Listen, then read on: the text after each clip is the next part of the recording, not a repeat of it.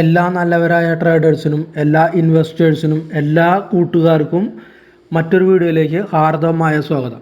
ഇന്നത്തെ വീഡിയോയിൽ നമ്മൾ പരിശോധിക്കാൻ പോകുന്ന കാര്യങ്ങളെന്ന് വെച്ചാൽ മാർക്കറ്റ് ബുള്ളിഷ് ആവുന്ന സമയത്ത് നമുക്ക് ചില സമയത്ത് ചിലർക്ക്, അതായത് സ്ട്രാറ്റജി ചെയ്യുന്നവർക്ക് അല്ലെങ്കിൽ സെൽ ഓപ്ഷൻ ചെയ്യുന്നവർക്ക് ചിലപ്പോൾ സംശയങ്ങളുണ്ടാവും. അതായത് ബുള്ളിഷ് ആവുന്ന സമയത്ത് കോള് സെല്ല് ചെയ്യണോ അല്ലെങ്കിൽ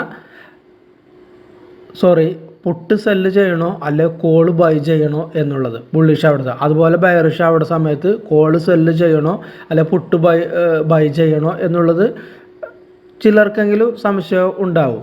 ആദ്യകാലത്തൊക്കെ എനിക്കും അതുപോലെ സംശയങ്ങൾ ഉണ്ടായിട്ടുണ്ട്. അപ്പോൾ ഇത് അറിയുന്നവർ ഈ വീഡിയോ കാണാതിരിക്കുക, പക്ഷേ അറിയാൻ താല്പര്യമുള്ളവർ കാണാനായിട്ട് ശ്രമിക്കുക. അപ്പോൾ 2 എക്സാമ്പിൾസും ഞാൻ ചെയ്ത രീതികളുമാണ് ഇതിൽ കാണിക്കാൻ പോകുന്നത് ഈ വീഡിയോയിൽ.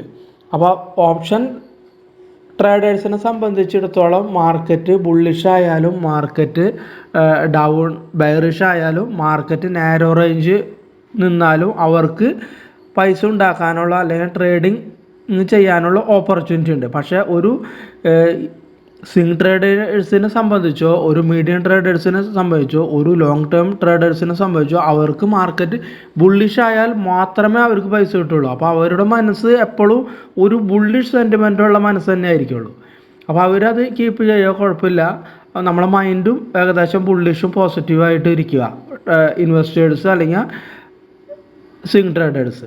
പക്ഷേ മറ്റൊരു കാറ്റഗറി, അതായത് ഓപ്ഷൻ കാറ്റഗറി ഉള്ളവർ എല്ലാ രീതിയിലും ഒരു മെയ് വഴക്കം വേണം അവർക്ക്. നമ്മൾ ഒരു ചൊല്ലില്ലേ, പൂച്ച എങ്ങനെ വീണാലും 4 കാലം വേണം. അപ്പോൾ ബെയറിഷ് ആവുന്ന മാർക്കറ്റിൽ ബെയറിഷ് സ്ട്രാറ്റജീസ്, ബുള്ളിഷ് ആവുന്ന മാർക്കറ്റിൽ ബുള്ളിഷ് സ്ട്രാറ്റജി, അതല്ല കുറേ കയറി ഒരു നാരോ റേഞ്ചിൽ നിൽക്കുന്ന ആ സമയത്തുണ്ടെങ്കിൽ നാരോ റേഞ്ച് സ്ട്രാറ്റജി, അതെല്ലാം അവർ പഠിക്കുക. അപ്പോൾ ഇതിൽ നമ്മൾ ചെയ്യാനുള്ളത്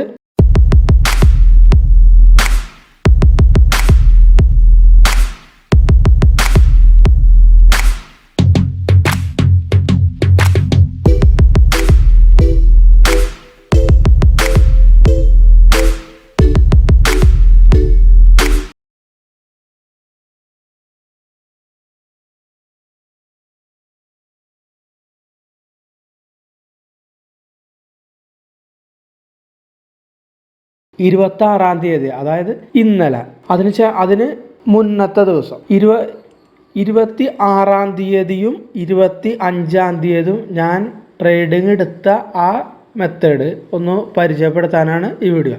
അപ്പോൾ നമുക്ക് ആദ്യമായിട്ട് 25-ാം തീയതിയിലത്തെ മാർക്കറ്റിൽ പോവാം. 25-ാം തീയതിയിലത്തെ ഫിൻ നിഫ്റ്റിയുടെ ചാർട്ടാണ് നമ്മളിപ്പോൾ കാണുന്നത്. അതായത് ഫിൻ നിഫ്റ്റി ഒരു ബുള്ളിഷായിട്ട് രാവിലെ തന്നെ കയറി നിന്നിട്ട് ഒരു കൺസോളിഡേഷൻ റേഞ്ചിലാണ് ഇവിടെ ട്രേഡ് ചെയ്തുകൊണ്ടിരിക്കുന്നത്. നമുക്കറിയാം, ഇവിടെ കണ്ട കൺസോളിഡേഷൻ ഏരിയയിലാണ് ട്രേഡ് ചെയ്തുകൊണ്ടിരിക്കുന്നത്. ജസ്റ്റ് ഒന്ന് താഴ്ന്നു, പക്ഷേ ആ താഴ്ച താഴാനുള്ള കാരണം ഇവിടെയൊക്കെ നല്ല സപ്പോർട്ട് ഉള്ളതുകൊണ്ട് മാർക്കറ്റ് ഫിൻ നിഫ്റ്റി കയറാൻ തന്നെയാണ് ഉദ്ദേശം. അപ്പോൾ അവിടെ നമുക്ക് ഒരു കോളിനാണ് ഓപ്പർച്യൂണിറ്റി ഉള്ളത്. അതിൽ കോളിന് ഓപ്പർച്യൂണിറ്റി എന്ന് പറയുമ്പോൾ 23 ഏകദേശം മാർക്കറ്റ് നിൽക്കുന്ന റേഞ്ച് ഇവിടെ 23,225 ഇവിടെ ഫിൻ നിഫ്റ്റി നിൽക്കുന്ന റേഞ്ച്. അപ്പോൾ 23,250 കോളാണ് നമ്മളിവിടെ ബൈ ചെയ്യേണ്ടത്. അപ്പോൾ 23,250 കോളിൻ്റെ ചാർട്ടിലേക്ക് നമുക്കൊന്ന് പോയി നോക്കാം. അപ്പോൾ ഇതാണ് 23,250 കോളിൻ്റെ ചാർട്ട്. അപ്പോൾ ഇവിടെ ഞാൻ ചെയ്ത ഓപ്പർച്യൂണിറ്റി എന്ന് പറഞ്ഞാൽ ഇവിടെ വെച്ച് 2 പ്രാവശ്യം കോള് ബൈ ചെയ്തു, 1 പ്രാവശ്യം സ്റ്റോപ്പ് ലോസ് അടിച്ചു പോയി. അതായത് ഏകദേശം ഒരു 10:45, അതായത് കണ്ട ഈ വലിയ ക്യാൻഡിൽ വന്നപ്പോൾ ഇവിടെ ഒരു കോള് ഞാൻ മേടിച്ചിട്ടുണ്ടായിരുന്നു, 3 കോള്. അത് ജസ്റ്റ് ഇവിടെ വന്നപ്പോൾ സ്റ്റോപ്പ് ലോസ് അടിച്ചു പോയി, കാരണം കയറുമെന്നുള്ള ഒരു ഉദ്ദേശം തന്നെ. അതുകൂടാതെ അടുത്ത കോള് ഞാൻ മേടിച്ചത് ഇവിടെ തന്നെയാണ്, ഏകദേശം ഈ ക്യാൻഡിലിൻ്റെ. അതായത് ഏകദേശം ഒരു 12 മണിക്ക് ശേഷം കണ്ട ഇവിടെ നമുക്ക് നോക്കിയാൽ 12 മണിക്ക് ശേഷം അടുത്ത കോള് മേടിച്ച 3 ലോട്ട് തന്നെ മേടിച്ചു. ഇവിടെ 3 ലോട്ട് മേടിച്ചു, ഇവിടെ 3 ലോട്ട് മേടിച്ചു. അപ്പോൾ ഇവിടുത്തെ നമുക്കറിയാം ഇത് സക്സസ് ആയി, നല്ല രീതിയിൽ സക്സസ് ആയി. എനിക്ക് ഏകദേശം ഒരു 6,000 രൂപയോളം അതിൽ പ്രോഫിറ്റ് കിട്ടിയിട്ടുണ്ട്. അത് നമുക്കിവിടെ കാണാം. 6,000 രൂപ പ്രോഫിറ്റ് കിട്ടിയതിൻ്റെ ഒരു വിൻഡോ ഉണ്ട്. ഇവിടെ കണ്ട 6,000 രൂപയോളം പ്രോഫിറ്റ് ജനറേറ്റ് ചെയ്യാൻ സാധിച്ചിട്ടുണ്ട്. 6,000 രൂപ പ്രോഫിറ്റ്. ആദ്യത്തേലാണ് 10.46 നമ്മൾ മേടിച്ചിട്ടുണ്ടായത്. 2 ലോട്ടാണ് മേടിച്ചിട്ട് 10.46 199 മേടിച്ച് 192 ആയപ്പോൾ സ്റ്റോപ്പ് ലോസ് അടിച്ചു പോയി.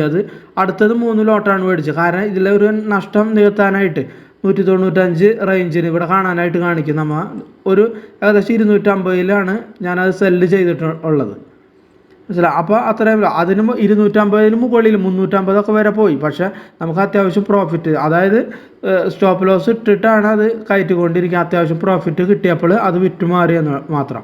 അത് മേടിക്കാനുള്ള കാരണങ്ങളാണ് നമ്മൾ പറഞ്ഞത്.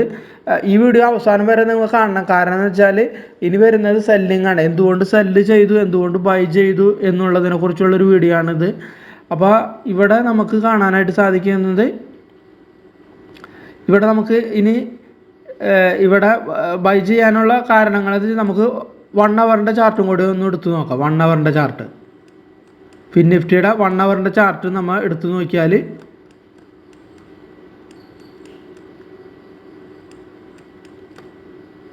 എടാ 25-ാം തീയതി നമ്മൾ 1 അവറിൻ്റെ ചാർട്ട് എടുത്താൽ ഒരു കൺസോളിഡേഷൻ റേഞ്ചും അതുകൂടാതെ ഒരു റെസിസ്റ്റൻസും ബ്രേക്ക് ചെയ്തിട്ട് നിൽക്കുകയാണ്. കണ്ട വലിയൊരു ക്യാൻഡിൽ രാവിലെ തന്നെ അത് കയറി നിൽക്കുന്നു. അതിനുശേഷം വന്ന 2 ക്യാൻഡിലാണ് ചെറിയ ക്യാൻഡിലാണ് പിന്നെയാണ് കയറുക. അപ്പോൾ ഒരു ബുള്ളിഷ് വ്യൂ തന്നെയാണ് ഇവിടെ ഉള്ളത്. അപ്പോൾ ബുള്ളിഷ് വ്യൂവിൻ്റെ ഒപ്പം തന്നെ ഞാൻ പോയി അത് കോള് പോയി ഒരു പ്രാവശ്യം സ്റ്റോപ്പ് ലോസ് അടിച്ചു, ഒരു പ്രാവശ്യം പ്രോഫിറ്റ് കിട്ടി. അത്രയും മൊത്തം പ്രോഫിറ്റ് അത്രയും കിട്ടിയത് ഇതായി. അപ്പോൾ ഇത് എന്തുകൊണ്ട് ബുള്ളിഷ് വ്യൂ എടുത്തു എന്നുള്ളത് നമുക്ക് മനസ്സിലായല്ലോ. ഇനി അടുത്ത് നമ്മൾ പോകാൻ പോകുന്നത് സെല്ലിങ് ചെയ്തിട്ടുള്ളൊരു എക്സാമ്പിളിലേക്കാണ് പോകുന്നത്. അടുത്ത എക്സാമ്പിൾ നമ്മൾ നിഫ്റ്റിയിലാണ്. നിഫ്റ്റിയിൽ ഞാൻ ചെയ്തതെന്ന് വെച്ചാൽ പുട്ടാണ് ഞാൻ സെല്ല് ചെയ്തത്. പുട്ട് ഏകദേശം സെല്ല് ചെയ്തിട്ട് ഏകദേശം 956 രൂപയുടെ അന്നത്തെ ഏകദേശം പ്രോഫിറ്റ് കിട്ടിയത് ഇവിടെ കാണാനായിട്ട് സാധിക്കും. അപ്പോൾ പുട്ട് എന്തുകൊണ്ടാണ് പുട്ട് സെല്ല് ചെയ്യാൻ കാരണം, അതിനെക്കുറിച്ച് നമുക്കൊന്ന് നോക്കാം. പുട്ട് സെല്ല് ചെയ്യാനായിട്ട് കാരണം, അപ്പോൾ ഇതാണ് 26-ാം തീയതിയിൽ സ്റ്റാർട്ട് ചെയ്യുന്ന ക്യാൻഡിൽ.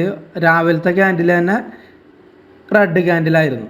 അതിനുശേഷം ഒരു വലിയ ഇവിടെ നമുക്ക് നോക്കിയാൽ അറിയാം, രാവിലത്തെ ക്യാൻഡിൽ തന്നെ റെഡ് ക്യാൻഡിൽ. അതിനൊരു കൺസോളിഡേഷൻ, മാർക്കറ്റ് താഴ്ന്നിട്ടില്ല, കാരണം താഴാനായിട്ട് സാധിച്ചില്ല. അതിനുശേഷം ഒരു വലിയ ഗ്രീൻ ക്യാൻഡിൽ.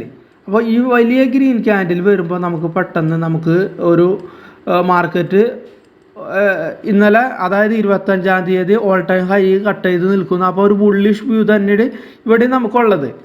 നമ്മൾ കഴിഞ്ഞ എക്സാമ്പിളിൽ ഫിൻ നിഫ്റ്റിയിൽ ഒരു ബുള്ളിഷ് വ്യൂ ആയിരുന്നു. അപ്പോൾ അവിടെ നമ്മൾ കോള് ബൈ ചെയ്തു, മനസ്സിലായ. അപ്പോൾ ഇവിടെ നമുക്കും ഒരു ബുള്ളിഷ് വ്യൂ, കാരണം 25-ാം തീയതി ഒരു ഓൾ ടൈം ഹൈ ആണ് ഹൈ കട്ട് ചെയ്തു നിഫ്റ്റി നിൽക്കുന്നു. അപ്പോൾ ഇവിടെയും ഒരു ബുള്ളിഷ് വ്യൂ തന്നെയാണ്. പക്ഷേ ഇവിടെ ബുള്ളിഷ് വ്യൂവിൽ ആയെങ്കിൽ കൂടിയും ഞാനിവിടെ കോൾ ബൈ ചെയ്യാനായിട്ട് നിന്നില്ല. കാരണം എന്താ വെച്ചാൽ നമുക്ക് ഇവിടെ നിന്ന് നമുക്ക് നോക്കിയാൽ അറിയാം മാർക്കറ്റ് കയറിയിട്ടുണ്ട്. പക്ഷേ ഇവിടെ വന്നിട്ട് നിൽക്കേണ്ട സമയത്ത് നമുക്കറിയില്ല കയറില്ല, അല്ലെങ്കിൽ ഇന്നലെ ഇത്രയും കയറിയതുകൊണ്ട്, അതായത് 25-ാം തീയതി ഇത്ര കയറിയതുകൊണ്ട് തൊട്ടടുത്ത ദിവസം എക്സ്പയറി ആയതുകൊണ്ട് മാർക്കറ്റ് ചിലപ്പോൾ സ്റ്റക്കായി നിൽക്കാനോ എങ്ങനെ സാധ്യത ഉണ്ടാകുമെന്നുള്ള പ്രതീക്ഷയുടെ അതിനുള്ള കാരണങ്ങളാണ് നമുക്ക് പറയാൻ പോകുന്നത്. അപ്പോൾ നമുക്ക് ഒന്നും കൂടി നോക്കാം. ഇവിടെ നമുക്ക് നോക്കിയപ്പോൾ 23 ഏകദേശം 725 ഇവിടെ നിൽക്കുന്നത്. മാർക്കറ്റിൻ്റെ റേറ്റ് 23,725. അപ്പോൾ നമ്മൾ കോൾ മേടിക്കുമ്പോൾ ഒന്നില്ലെങ്കിൽ 23,700 കോളോ 23,750 കോളോ മേടിക്കണം, അടുത്ത മണി അല്ലെങ്കിൽ ഇന്ത മണി. അപ്പോൾ നമ്മൾ ഇവിടെ ചെക്ക് ചെയ്യാൻ പോകുന്നത് 23,750 കോളിൻ്റെ ചാർട്ടാണ് ഇവിടെ നമുക്ക് കാണാനായിട്ട് സാധിക്കുന്നത്. കേട്ടോ, 23,750 കോള് നമ്മൾ നോക്കുമ്പോൾ ഇവിടെ മാർക്കറ്റിന് ഇവിടെ ഒരു റെസിസ്റ്റൻസ് ഉണ്ട് ഏകദേശം 23,745 ഉണ്ടാ. പക്ഷേ ഇവിടെ നമ്മൾ നോക്കുമ്പോൾ 23,745 കട്ട് ചെയ്യുന്നത് 10.55 ക്യാൻഡിലാണ്. നമ്മൾ നോക്കണം, 10.55 ക്യാൻഡിലാണ് 23,755 കട്ട് ചെയ്ത് നിൽക്കുന്നത്. പക്ഷേ നമ്മൾ PE 23,750 PE ചാർട്ടിലേക്ക് നമ്മൾ പോയാലോ, 23,750 PE chart Nifty 23,750 PE chart നമ്മൾ എടുത്തു നോക്കിയാൽ വലിയ ഒരു റെഡ് ക്യാൻഡിൽ. ആ റെഡ് ക്യാൻഡിൽ എന്ന് വെച്ചാൽ പ്രീവിയസ് ഡേ എന്ന് പറയുമ്പോൾ 25-ാം തീയതിയിലെ ലോര അവിടെയാണ് നിൽക്കുന്നത് കേട്ടോ. അപ്പോൾ പ്രീവിയസ് ഡേരെ ലോ കട്ട് ചെയ്യുകയാണെങ്കിൽ വീണ്ടും താഴേക്ക് വരും. അതുകൂടാതെ ഇവിടെ ഒരു കൺസോളിഡേഷൻ നിൽക്കുന്നത് ഉള്ളതുകൊണ്ട് ആ കൺസോളിഡേഷൻ്റെ താഴേക്ക് വന്നാലും ആ പി ഇ നല്ല രീതിയിൽ താഴാനായിട്ട് സാധ്യത. മനസ്സിലായല്ലോ? അതായത് കോളിൽ നമ്മൾ നോക്കുമ്പോൾ അതായത് മാർക്കറ്റ് നമ്മൾ നോക്കുമ്പോൾ നമ്മളെ മാർക്കറ്റിൻ്റെ ഇന്നത്തെ ഹൈയും ഇന്നലത്തെ ഹൈയും കട്ട് ചെയ്ത ക്യാൻഡിൽ 10.55 ക്യാൻഡിലാണ് കണ്ടോ. 10.55 ഈ ക്യാൻഡിൽ 10.55. പക്ഷേ നമ്മളെ പുട്ട് സൈഡിലേക്ക് നമ്മൾ പോയി കഴിഞ്ഞാൽ കണ്ടോ, പി ഇയുടെ ക്യാൻഡിൽ നമ്മൾ എടുത്തു കഴിഞ്ഞാൽ ഏകദേശം 10.45 ക്യാൻഡിലാണ്. അതായത് ഇന്നത്തെ ലോയും ഇന്നലത്തെ ലോയും കട്ട് ചെയ്ത ക്യാൻഡിൽ 10.45. ഇതാണ് 10.45. അപ്പോൾ അവിടെ താഴേക്ക് പി ഇ കൂടുതൽ താഴേക്ക് വരാനുള്ള സാധ്യതയാണ് അവിടെ കാണുന്നത്. ഇവിടെ 10.45 ക്യാൻഡിൽ. അപ്പോൾ പി ഇ അതുകൊണ്ടാണ്. പക്ഷെ മാർക്കറ്റ് നോക്കുമ്പോഴോ 10.45 ഇൻട്രാഡേ ഹൈ കട്ട് ചെയ്തിട്ടില്ല. 10.45 ഇവിടെ നമ്മൾ നോക്കുമ്പോൾ ഹൈ കട്ട് ചെയ്തിട്ടില്ല. നിഫ്റ്റി ഹൈ ഇന്നലത്തെ ഹൈയും ഇന്നത്തെ ഹൈയും കട്ട് ചെയ്തിട്ടില്ല. അതുകൂടാതെ നിഫ്റ്റിയുടെ ആ അറ്റമണി കോള് കണ്ടോ, അറ്റമണി കോളിലും ഹൈ കട്ട് ചെയ്തിട്ടില്ല. ഇന്നത്തെ ഹൈയും ഇന്നലത്തെ ഹൈയും കട്ട് ചെയ്തില്ല. പക്ഷേ നമ്മൾ പി ഇയുടെ സൈഡിലേക്ക് പോയി കഴിഞ്ഞാൽ 10.45 ആയപ്പോൾ നല്ലൊരു ബെയറിഷ് മൂവ്മെൻ്റാണ് അവിടെ കാണിക്കുന്നത് കേട്ടോ. ഇവിടെ നമുക്ക് കണ്ടോ 10.4 ബെയറിഷ് മൂവ്മെൻ്റ് കാണിക്കും. അപ്പോൾ ആ സമയത്ത് നമ്മൾ 10.45 ആ ക്യാൻഡിലിൻ്റെ ലോയിൽ, അതായത് ഇന്നലത്തെ ലോയും ഇന്നത്തെ ലോയും കട്ട് ചെയ്ത സമയത്ത് ഞാനവിടെ സെല്ല് ചെയ്തു, പി ഇ സെല്ല് ചെയ്തു.